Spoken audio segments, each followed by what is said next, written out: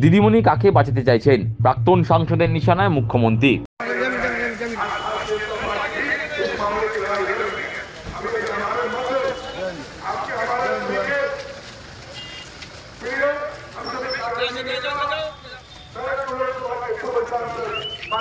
দিদিমণি কাকে বাঁচাতে চাইছেন সেটা ৩-৪ দিনের মধ্যেই পরিষ্কার হয়ে যাবে।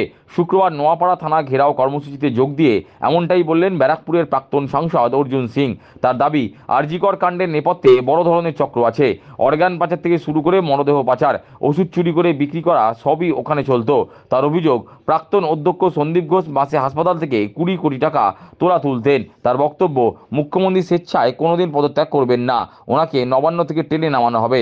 এটা বড় ধরনের স্কেম আছে, সব স্কেম বেরোবে, আপনি চিন্তা করবেন না, সব স্কেম বেরোবে। হিউম্যান অর্গান সাপ্লাই আছে, ডেড বডি সাপ্লাই আছে, ওষুধ চুরি করে বিক্রি করা হয়, সবটাই আছে। কোটি কোটি টাকা, এই সন্দীপ ঘোষ ২০ কোটি টাকা মাসে ওর তোলাবাজি ছিল, ২০ কোটি টাকা। লিডাররা বলছে যে রাস্তায় দিদি নেমেছে, সিবিআই সত্যি যাচ করুক। সেই জন্য দিদিমণি নিজের কাকে বাঁচাবার জন্য নেমেছেন এটা ২-৪ দিন মধ্যে বুঝে যাবে।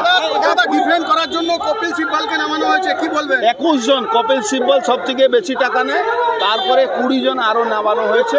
এটা আমাদের ট্যাক্সের টাকা দিয়ে আমাদেরকে মারছে। এখানে পুলিশ মন্ত্রী তথা মুখ্যমন্ত্রী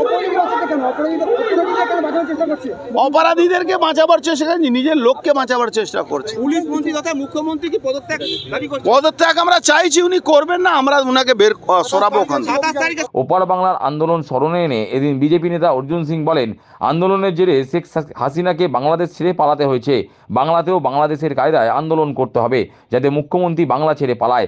এরকম এমন একটা আন্দোলন গড়ে তোলা, এমন একটা আন্দোলন তৈরি করা, যেরকম শেখ হাসিনাকে পালাতে হয়েছে, এরকম বাংলাতে মুখ্যমন্ত্রী মমতা ব্যানার্জিকে চলুন সবাই মিলে ২৭ তারিখে যাই, ২৭ তারিখে যাই, বাংলার মুখ্যমন্ত্রী যাতে নবান্ন থেকে পালাতে হয়, এই কাজটা আমাদেরই দায়িত্ব নিয়ে করতে হবে।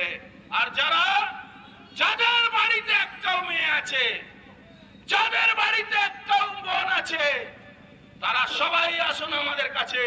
কেন আপনারও বাড়ির মেয়ে বা আপনার বাড়ির বোন বা আপনার স্ত্রী এই ধরনের ঘটনা হবে না, তার মমতা ব্যানার্জি দায়িত্ব নিতে পারবে। এদিন তিনি দাবি করেন, প্রয়াত প্রাক্তন মুখ্যমন্ত্রী বুদ্ধদেব ভট্টাচার্য মমতাকে ক্ষমতায় এনেছিলেন, কিন্তু যেদিন বুদ্ধবাবু চলে গেলেন সেদিন থেকেই মমতার চলে যাওয়ার পথ খুলে গেছে। দিদিমণি কি চিকিৎসক ভাইপোকে বাঁচাতে ময়দানে নেমেছেন, তা নিয়ে এদিন প্রশ্ন তুললেন প্রাক্তন সাংসদ অর্জুন সিং। আরে বুদ্ধবাবু নিয়ে এসেছিলেন মমতা ব্যানার্জিকে, আর বুদ্ধবাবু যেদিন থেকে মরে ওই এনআরএসে শেষ হয়ে গেছেন, বডিতে চলে গেছে, তা সেই দিন থেকে মমতা ব্যানার্জি যাওয়ার পথ খুলে গেছে। আপনারা দেখুন, সেই দিন থেকে পথ খুলে গেছে। কাকে বাঁচাচ্ছেন দিদিমণি আপনি বলুন তো? কে লোকটা, কে যাকে বাঁচাবার জন্য মাঠে নেমেছেন? কি কারণে মাঠে নেমেছেন?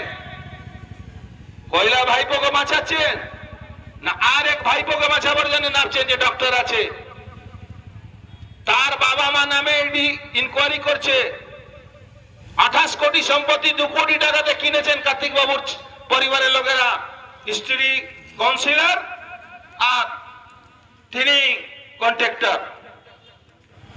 আর ২ কোটি ২৮ কোটি সম্পত্তি, ২৮ কোটি টাকা সম্পত্তি, যেটা আপনার সরকার ধার্য করেছে।